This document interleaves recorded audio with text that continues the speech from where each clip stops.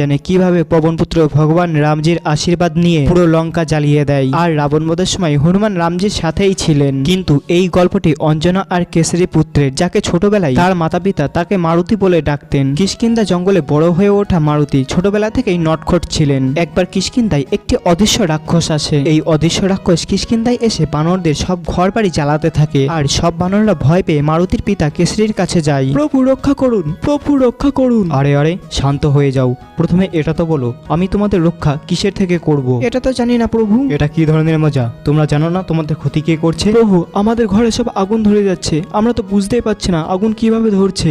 বুঝলাম, এটি কোনো মায়াবীর রাক্ষসের কাজ মনে হচ্ছে। সেনাপতি তুমি কিছু সৈনিক নিয়ে কিষ্কিন্ধার ঘরে ঘরে পাহারা দাও, আমিও তো দেখি সে কে। এটি বলে বানর সেনারা কিষ্কিন্ধার ঘরগুলিতে পাহারা দিতে থাকে। আর তারা জল নিয়ে এসে আগুন নিভিয়ে দেয়। আর সেই রাতে কোনো অশুভ ঘটনাও ঘটেনি। এদিকে অঞ্জনা চিন্তায় ছিল। তখনই কেশরী আসে আর বলে, আরে অঞ্জনা তুমি এত চিন্তা করছো কেন? গ্রামে সব প্রহরীরা আছে তো, আর এই রাক্ষসের যদি দেখা মেলে তাহলে তাকে কালের কাছে পাঠিয়ে দেওয়ার আদেশও দিয়ে এসেছি আমি। এইসব নিয়ে অঞ্জনা আর কেশরী আলোচনা করছিল। আর মারুতি এইসব কথা শুনে নেয়। পরের দিন ওই রাক্ষসটি আবার গ্রামে আক্রমণ করে দেয়। তখন কেশরীর সেনারা হতভম্ব হয়ে যায়, কেননা শত্রুকে তখনই মারা যায় যখন তাকে দেখা যায়। তারা কোনো শত্রুকেই দেখতে পাচ্ছে না, তাহলে তারা মারবে কাকে? আর শত্রু কোন দিক থেকে হামলা করছিল তারা সেটাও বুঝতে পারছিল না। তখন কেশরী রাক্ষসকে যুদ্ধের জন্য আহ্বান করে। আরে এই দুষ্ট রাক্ষস, মায়ার পিছনে লুকিয়ে কেন বানরদের উপর হামলা করছিস? সাহস থাকলে সামনে আয়। তখনই জোরে জোরে চারিদিক থেকে হাসার আওয়াজ আসতে থাকে। কেশরী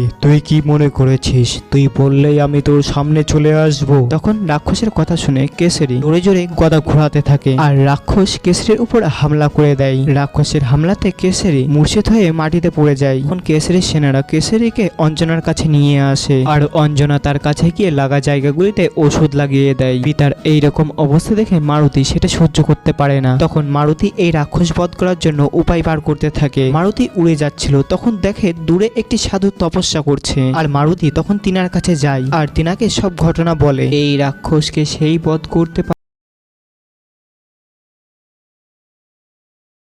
এই শান্ত মনের ডোর দিয়ে তাকে বাঁধবে, তখন সে শেষ হয়ে যাবে।